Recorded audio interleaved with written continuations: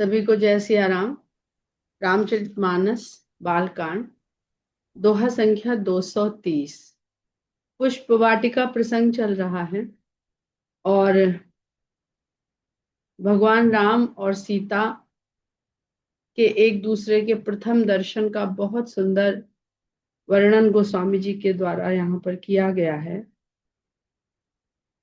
और जैसा कि हम लोग जानते हैं कि गोस्वामी जी को अगर हम रामचरितमानस को काव्य की दृष्टि से देखते हैं तो जो साहित्यकार लोग हैं वो ऐसा बताते हैं कि काव्य की दृष्टि से संपूर्ण काव्य है रामचरितमानस।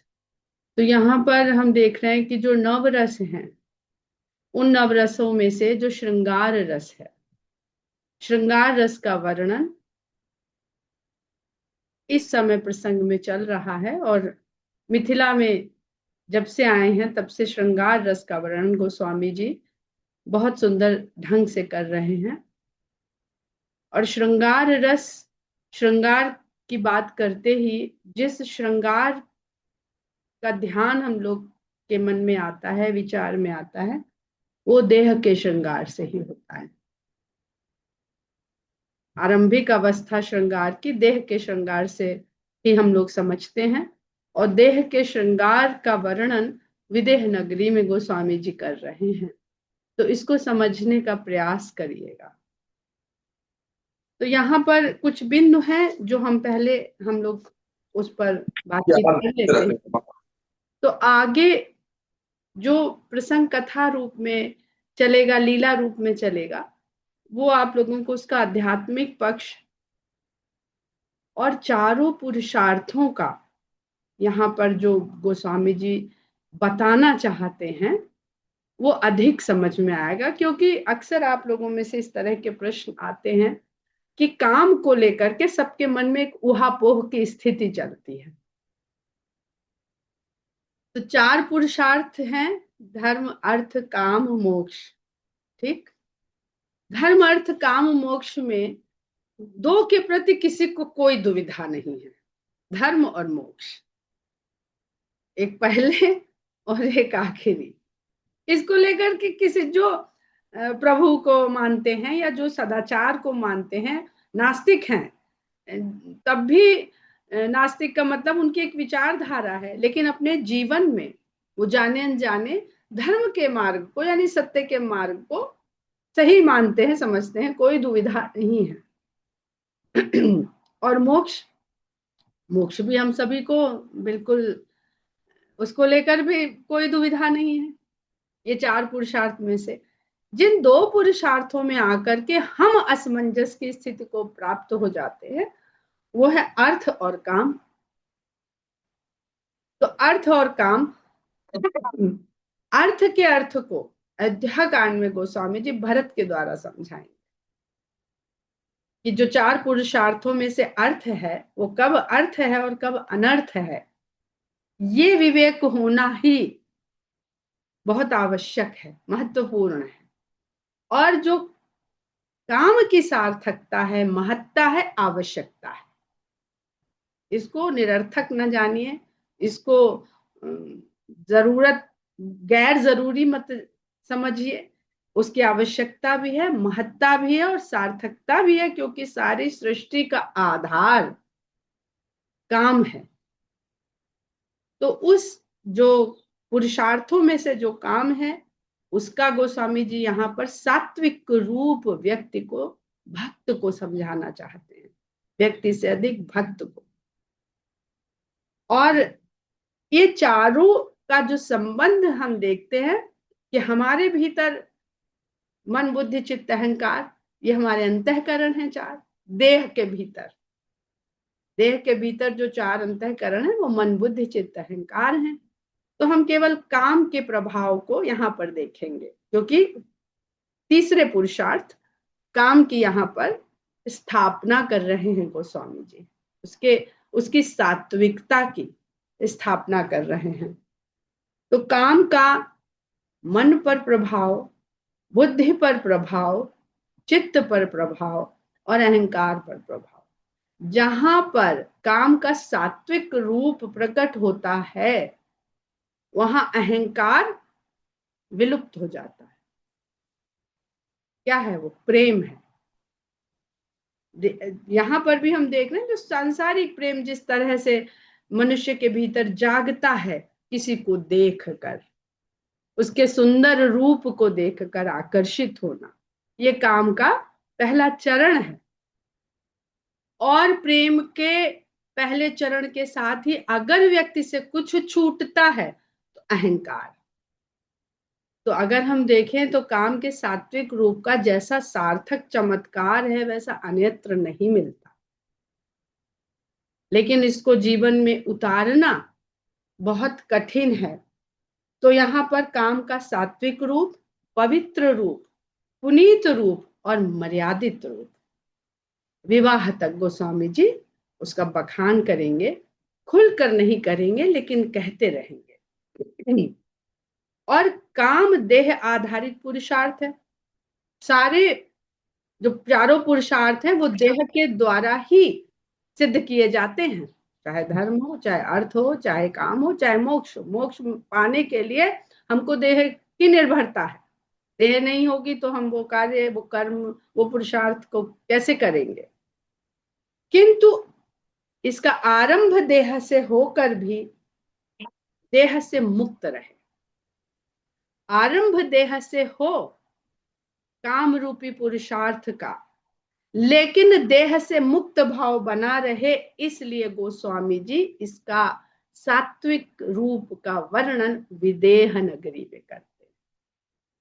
इसके बाद हम लोग आगे बढ़ते हैं, जैसे जैसे समझ में आएगा चौपाइयों और उसके साथ उसको कहते चलेंगे, कुछ आप लोग पूछते चलेंगे तो और अधिक कुछ निकल के आ सकता है।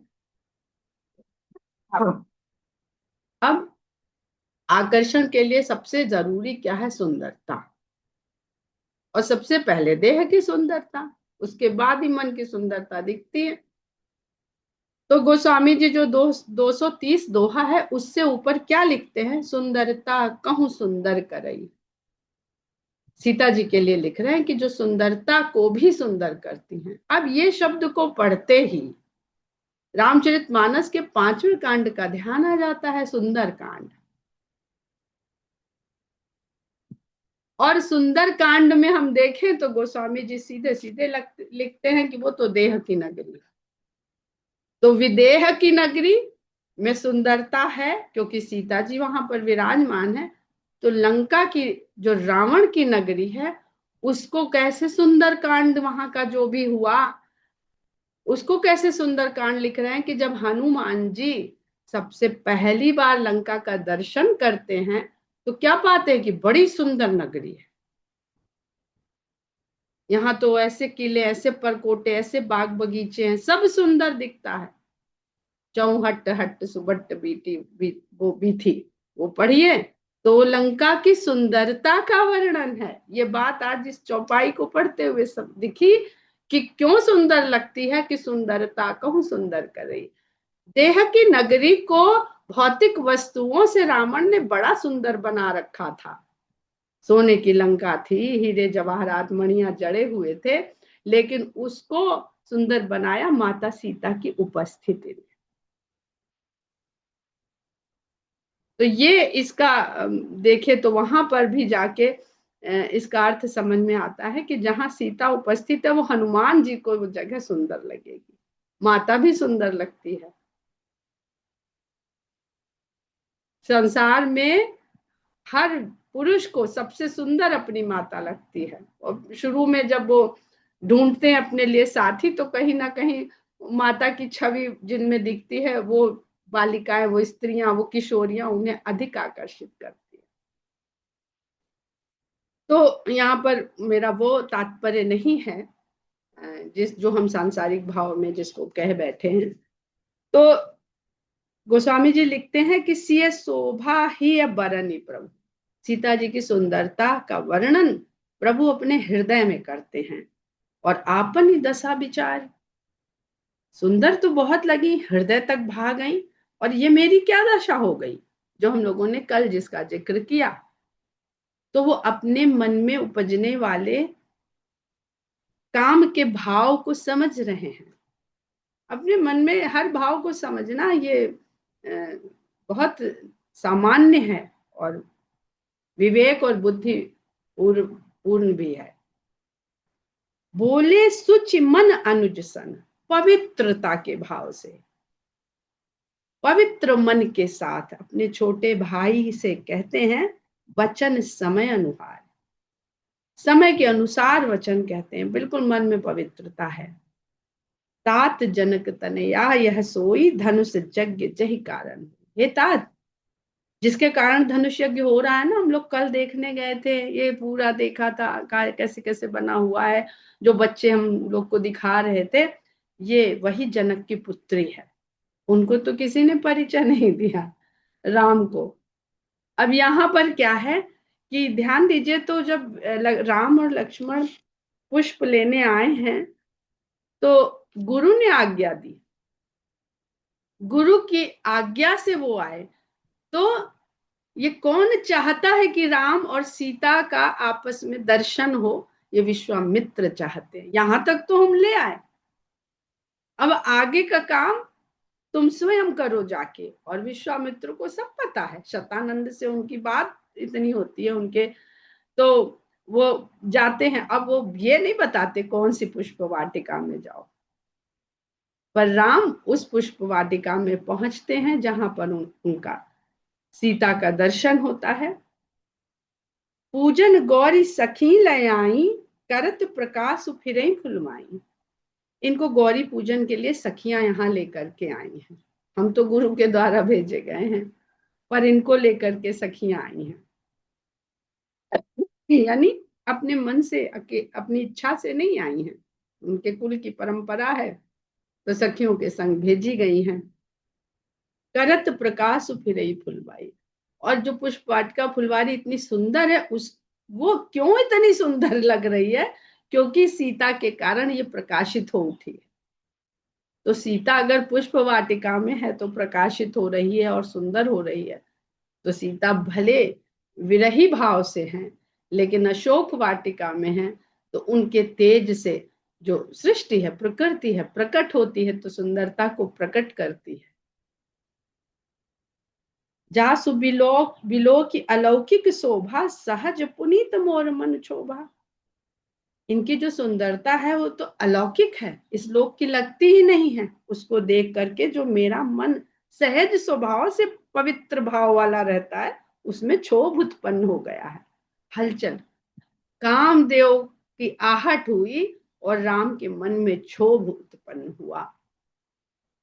ये प्रेम वाला क्षोभ है। सो सब कारण जान विधाता, हर कहीं सुभद अंग सुन भ्राता। अब ये मेरा मन क्यों इस तरह से बदल गया? दूसरे ये भाव तो कभी आया ही नहीं था, इसका कारण क्या है ये तो विधाता ही जाने। लेकिन हे भाई, मेरे जो शुभ सूचना देने वाले अंग हैं वो भड़क रहे। कितना पवित्र मन है, और उतना ही उनकी वाणी पवित्र है। रघुवंश कर साज सुबाऊ, मन कुपंत पग उधर ही न गाओ। क्योंकि ये तो रघुवंशियों का सहज स्वभाव है कि वो गलत मार्ग में उनका चरण ही कभी नहीं पड़ता है। तो इनकी तरफ मेरा मन आकर्षित हुआ है, मुझे ये अच्छी लगी हैं, तो इसका तो कुछ ना कुछ कारण है इसके पीछे। ये कहना चाहते हैं पराई नहीं है, मेरी ही है, हम इन्हें देख रहे हैं, पसंद कर रहे हैं। तो वो यूं भी बता रहे हैं, तुम तो जानते ही हो भैया कि हम दोनों साथी हैं, इसलिए तुमसे क्या छुपाना।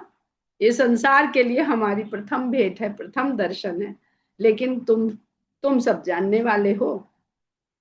मोहि अतिशय प्रतीत मन केरी, जेहि सपने हूँ पर नारी न हेरी। इसलिए मुझे अपने मन में ये जो उठी है भावना, उसको महसूस करके ये दृढ़ विश्वास हुआ है कि मेरा मन या रघुवंशियों का मन पराई स्त्री की ओर तो कभी सपने में भी नहीं देखता है, ढूंढता ही नहीं है। जिनके लहाई नरिपुरन पीठी, नहीं पावई परतीय मनु डीठी। मंगन लहाई न जिनके नाही, ते नरबर थोरे जगमाही। जिनकी पीठ को रण क्षेत्र में कभी किसी ने नहीं देखा हो, जिनकी जिनको पर स्त्री की दृष्टि ने कभी अपनी तरफ आकर्षित नहीं कर लिया हो, और जिनके घर से या जिनके आगे से मांगने वाला कभी न सुन के गया हो, ऐसे श्रेष्ठ पुरुष जग में बहुत थोड़े हैं। यानी जो रण छोड़ के नहीं जाते, जो पराई स्त्री की ओर आकर्षित नहीं होते, और जो मांगने वालों को कभी भी मना नहीं करते, ऐसे मनुष्य, श्रेष्ठ मनुष्य बहुत थोड़े हैं। करत बत कही अनुज सन मन सिय रूप लोभान, मुख सरोज मकरंद छवि करई मधुप इव पान। बातें तो वो अपने छोटे भाई से इस प्रकार की कर रहे हैं, लेकिन उनका मन सीता जी के रूप पे लुभाया हुआ है। मुख सरोज मकरंद छवि, जो सीता जी का कमल रूपी मुख है, उसमें रामचंद्र जी का मन भौरे की भांति उनकी सुंदरता का पान कर रहा है। अर्थात रामचंद्र जी सीता को देख रहे हैं।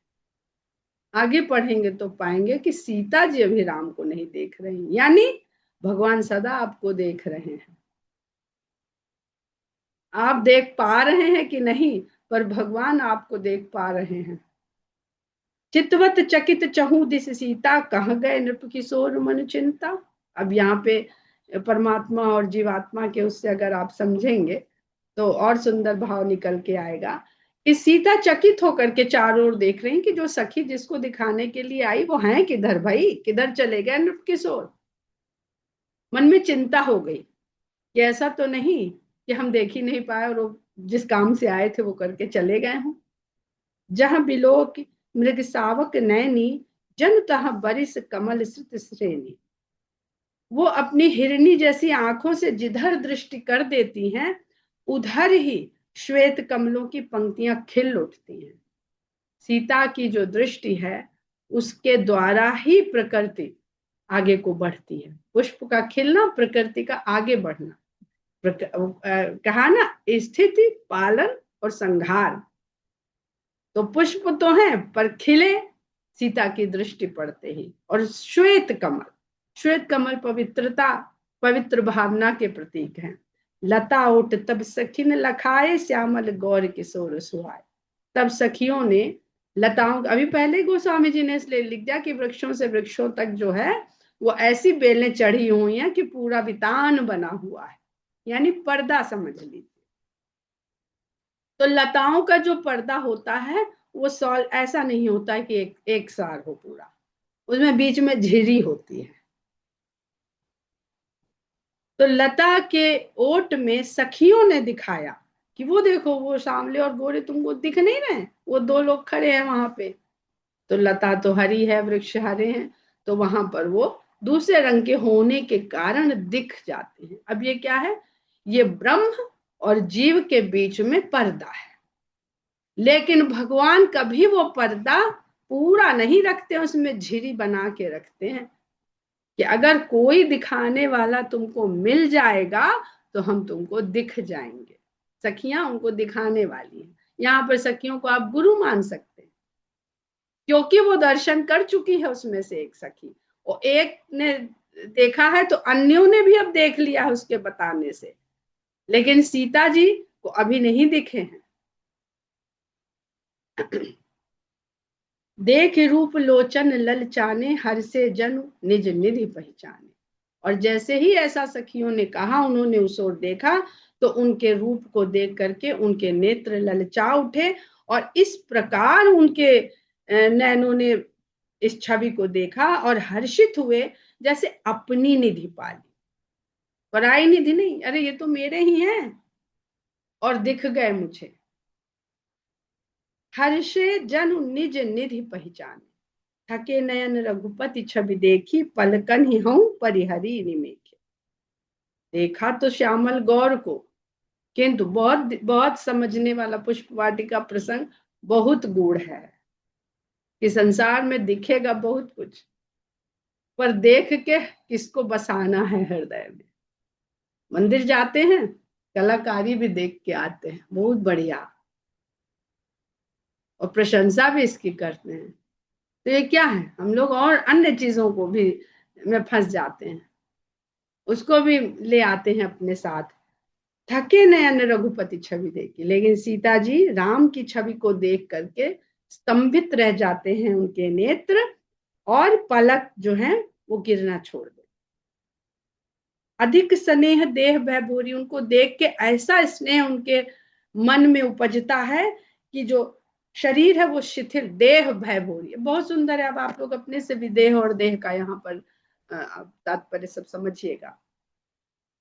देह शिथिल हो जाती है प्रेम के कारण।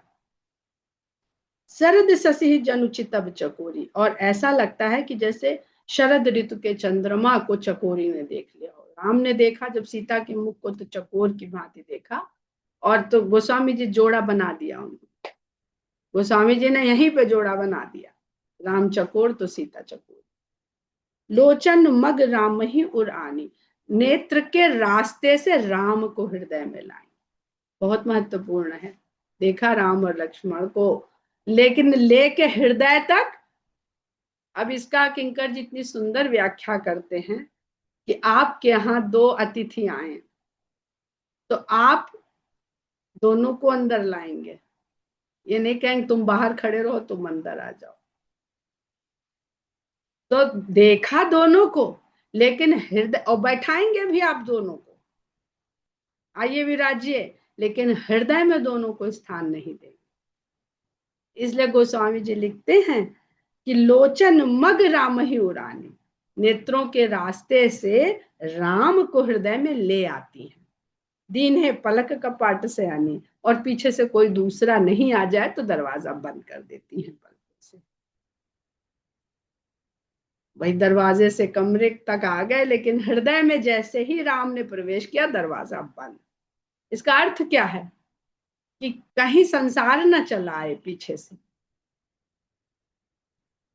तो यहाँ पर जो हम लोगों ने बालकांड के आरंभ में पढ़ा था सगुण और निर्गुण का, जब गोस्वामी जी ने वर्णन किया है कि निर्गुण दिखता है आंख बंद करके और सगुण दिखता है आंख खोल के, तो उन्होंने सगुण का दर्शन किया, आंख बंद करी और उस छवि को हृदय में बसा लिया, और अब जो छवि है वो निर्गुण है। वो दरवाजा उन्होंने कपाट बंद कर दिया। लेकिन अब होगा क्या सामान्य जीव के साथ कि जब नेत्र खोलेगा तो वो जो हृदय में दर्शन हो रहा था उसकी बजाय हमको संसार दिखने लगेगा। अब यहाँ सीता जी के साथ क्या होगा, वो अवस्था है कि नेत्र खोले तो भी राम, नेत्र मूंदे तो भी राम, और फिर नेत्र खुले तो भी राम। ये साधना की भक्ति की चरम और परम अवस्था है कि निर्गुण और सगुण में भेद ही ना रह जाए। आप राम बोले तो राम, राम जपे तो राम, और राम का ध्यान करें तो राम। जब सिय सखिन प्रेम बस जानी, कहीं न सकहीं कछु मन सकु जानी। सखियों ने देखा अरे इन्होंने तो बस एक हल्की सी झलक पाई और ऐसे उनके प्रेम के वशीभूत हो गई कि नयन ही मूंद लिए। ये तो पूरी तरह से उनके प्रेम में वशीभूत हो गई हैं। तो वो कुछ कह नहीं सकी। कहीं न सकहीं कछु मन सकुचानी, लता भवन ते प्रगट भेदते ही अवसर दो भाई। और ध्यान लगाया आपने, ध्यान लगाते ही क्या हुआ कि पूर्ण दर्शन के लिए भगवान अंतर ध्यान जो होते हैं ना, अंतर ध्यान होने वाले भगवान सामने प्रकट हो गए। हटाया उस पर्दे को, लता भवन ते प्रगट भी, स्वयं प्रकट हुए। और किया क्या सीता जी ने, केवल नेत्र मूंदे, प्रेम के वशीभूत होकर के नेत्र मूंद लिए। हम लोग भी प्रेम के वशीभूत होकर के नेत्र मूंदे तो हमको भी यही भक्ति की अवस्था, ऐसा ही दर्शन प्राप्त होगा। उसी समय दोनों भाई प्रकट हो गए और निकसे जन जुग विमल विदु जलद पटल बिलगाई। ऐसा लगा कि आकाश में बादल जो थे वो बादलों का पर्दा हटा करके ये दोनों भाई का जोड़ा जो है वो निकल आया है। शोभा शिव सुभग दो बीरा, दोनों ही सुंदरता की सीमा है दोनों भाई।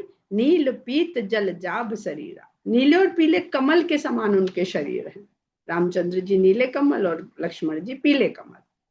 मोर पंख सिर सोहत नीके, उनके शीश पर मोर पंख सजा हुआ है। गुच्छ बीच बिच कुसुम कली के। अब देखिए तो गोस्वामी जी विदेह नगरी में रामचंद्र जी की दैहिक सुंदरता का वर्णन कर रहे हैं।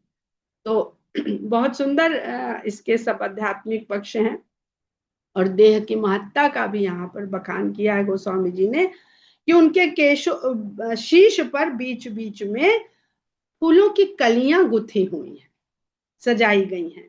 भाल तिलक श्रम बिंदु सुहाए श्रवण सुबक भूषण छबिचाए। माथे पर तिलक है और तिलक के साथ साथ पसीने की बूंदें भी।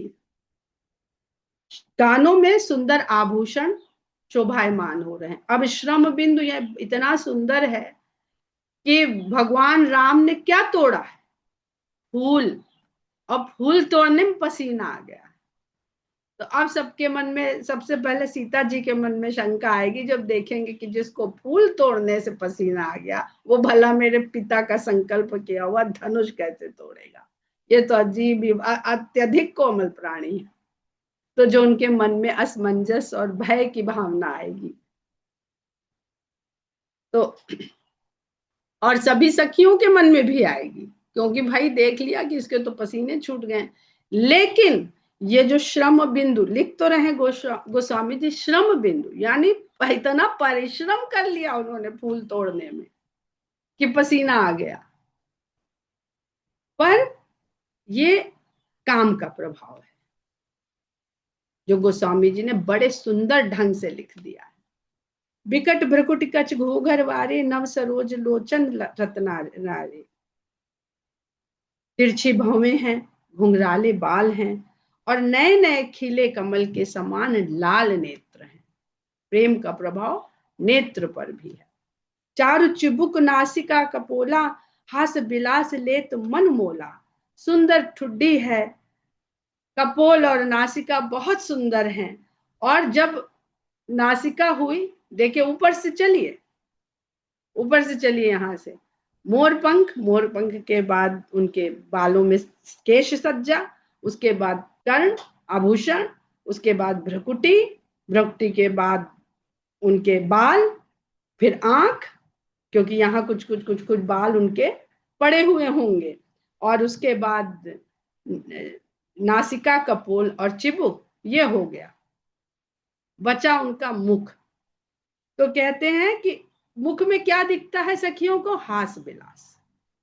होठों की सुंदरता नहीं लिखी गोस्वामी जी ने सखियों के द्वारा, मुख में उनको हास विलास, जो उनकी हंसी दिखती है वो लगता है कि मन को मोल ले लिया, खरीद लिया। मुख छवि कहीं न जाए मोहि पाही, मुख की छवि मुझसे कहीं नहीं जाती है। कैसे कहते कौशल्या माता को दिखा चुके ब्रह्मांड, तो उस मुख की छवि को कैसे कह सकते हैं तुलसीदास? ब्रह्मांड का कोई वर्णन कर सकता है जो अनादि और अनंत है? जो बिलो की बहु काम लजाही, जिसको देख करके कामदेव भी लज्जित हो जाए। तो श्रृंगार का जो बहुत सुंदर कोमल मृदु प्रेम से भरा हुआ जो भाव है, वो गोस्वामी जी अध्यात्म से भी जोड़ देते हैं और दैहिक सौंदर्य से भी जोड़ देते हैं और दैहिक प्रेम से भी जोड़ देते हैं, पर कहते कुछ नहीं, लिखते कुछ नहीं। उर मणिमाल कंब कल गीवा, काम कलब कर भुजबल सीवा। उनके हृदय में मणियों की माला है, गर्दन उनकी शंख के समान सुंदर है। काम कलभ कर भुज बल सीवा, कामदेव के हाथी के बच्चे के समान उनकी भुजाएं हैं, कोमल तो हैं लेकिन बल की सीमा है।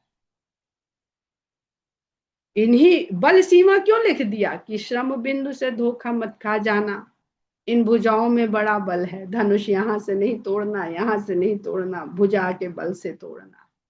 तो गोस्वामी जी सब लिखते चलते हैं। सुमन समेत बाम कर दोना, बाएं हाथ में दोना है जिसमें पुष्प भरे हुए हैं। सांवर कुंवर सखी सुठ लोना, ये दो निकले तो दो हैं, लेकिन जो सांवला वाला कुंवर है सखी, वो कुछ अधिक ही सलोना है। के हरि कटि पट पीत धर सुषमा शील निधान, देख भानुकुल भूषण नहीं बिसरा सखी न अपान।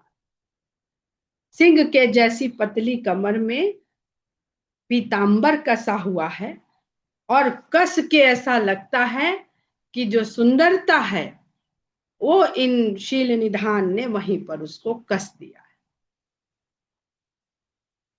सूर्य वंश के आभूषण इन दोनों कुंवर, खासकर अब सांवले कुंवर पे आ गई हैं, उसको देख के तो हे सखी हम अपने आप को भूल गए।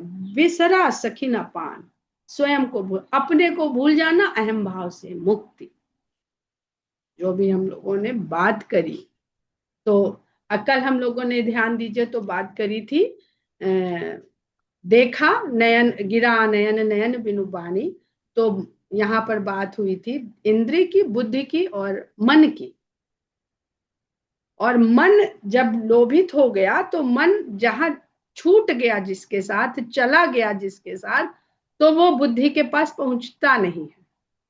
उसी प्रकार से जब भगवान के दर्शन से वो इतनी देह भूल रही हैं अपनी, कि अपना आप भूल गई, यानी हम कौन हैं, क्या हैं, देह हैं, सखी हैं, दासी हैं, क्या है, स्वयं को भूल गई, तो अहम भाव से मुक्ति हो।